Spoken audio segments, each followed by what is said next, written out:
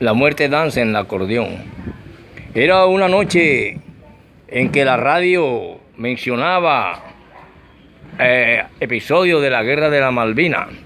El poeta Eddie Muriel llegó a la cuchilla del valle llamada Las Malvinas, y la fritanga de tu papá estaba totalmente repleta. Llegaban mujeres de todos los bares cercanos, borrachos, gente que salía del estadio, y eso era un hervidero de gente. Y ahí el poeta Eddie Muriel llegó a la llantería del Papo, que se encontraba ahí mismo, y algunos clientes tenían en una banquita que había ahí, que muchas veces el poeta llevó esos libros ahí, estaba A Sangre Fría, Crimen en la calle Morgan, de Allan Poe, el de Narraciones Extraordinarias, y A Sangre Fría de Truman Capote. También había otro librito de Agatha Christie, Asesinato en el Express de Medianoche, o algo así por el estilo. Total, que estaba Alfred Hitchcock. Habían algunos libros que el poeta había vendido a ese llantero. Y ahí transcurrió toda la tarde, toda la noche, hasta que por ahí en la madrugada llegaron los acordeoneros. Y los acordeoneros empezaron a cantar en el bar Maruja. Maruja era una mujer decente, honrada, bondadosa, cariñosa, que a cualquier mendigo le regalaba un pan o le decía siéntese ahí en un restaurante como el que estaba cerca de Juan, le decíamos Pacho, se llamaba Francisco, Juan Francisco, le decíamos Pacho, y decía sírvamele a este señor, y a todo el mundo trataba de don. Sírvamele a don José, por ejemplo, que vea pasando por ahí un transeúnte y me le sirve una sopa de menudencia. Hágame el favor y se sienta conmigo, decía Maruja. Maruja era dueña de bar, pero jamás fue prostituta, fue dueña de bar, y que enviudó y colocó ese negocio, porque los bares en aquella época de los años 70, 80, 90 y pico, y en ese momento en que transcurría la guerra de las Malvinas, era un negocio lucrativo, que lo tenían varios propietarios, por ejemplo el Gordo Barandica, Carlos Angulo, el padre de un presidente del Consejo de Barranquilla, apellido Rosanía, y ellos vivieron del negocio del bar. Maruja no era prostituta, era una mujer bondadosa, pero que alrededor de ella se crió una gran leyenda.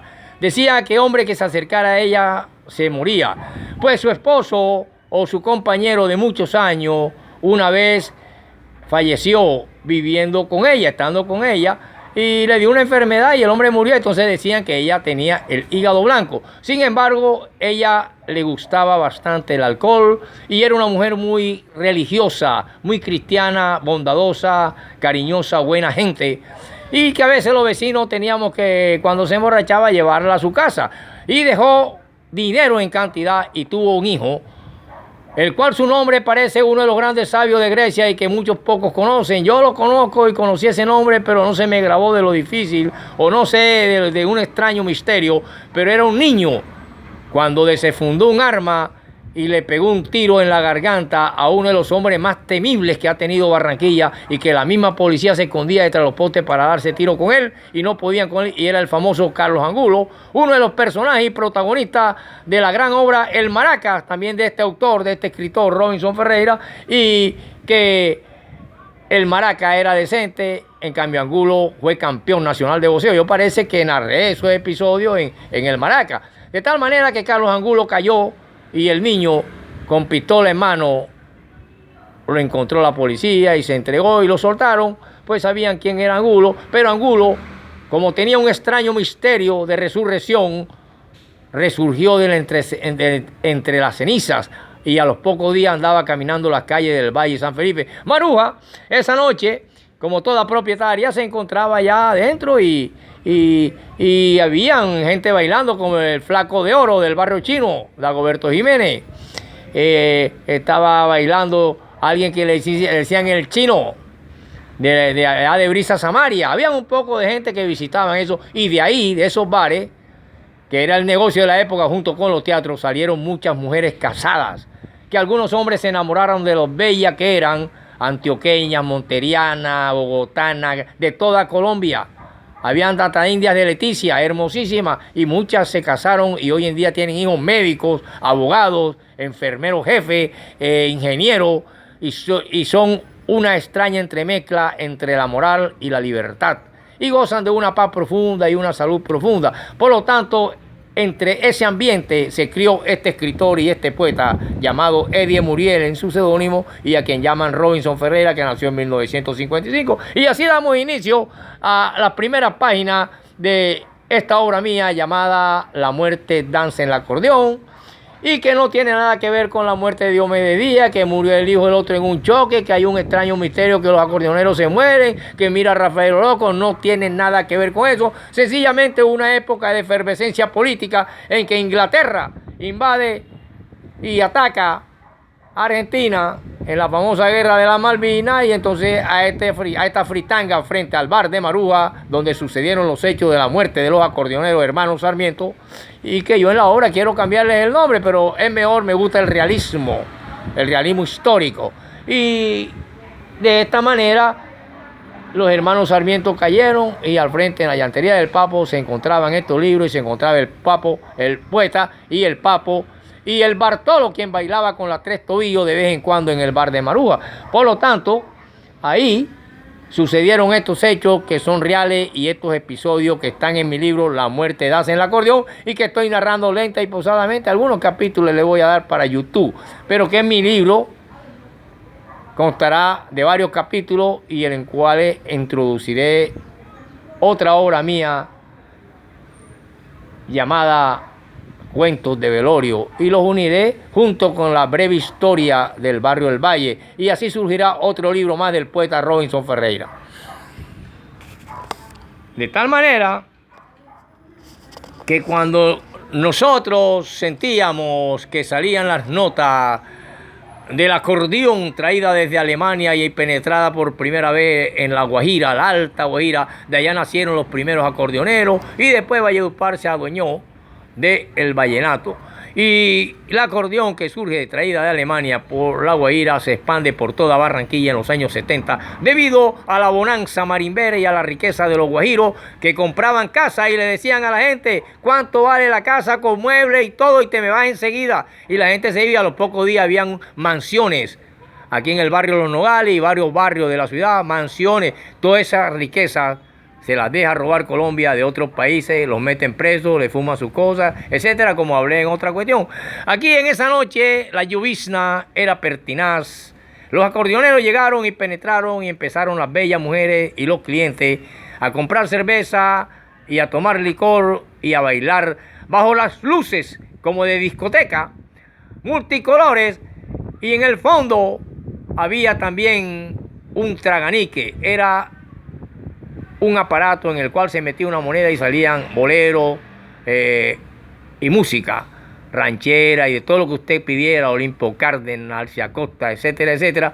Pero esa noche los acordeoneros llegaron y empezaron a bailar el traganí, que estaba en el fondo, y había un ambiente muy agradable, muy delicioso en el momento en que ellos penetran y empiezan a cantar las bellas notas y las bellas composiciones de Escalona, las bellas composiciones de Díaz, las hermosísimas composiciones de los cantantes oriundos de la Guajira, como del cacique de la Junta, Diomedes Díaz, y empiezan a cantar ellos los discos hermosos de Rafael Orozco.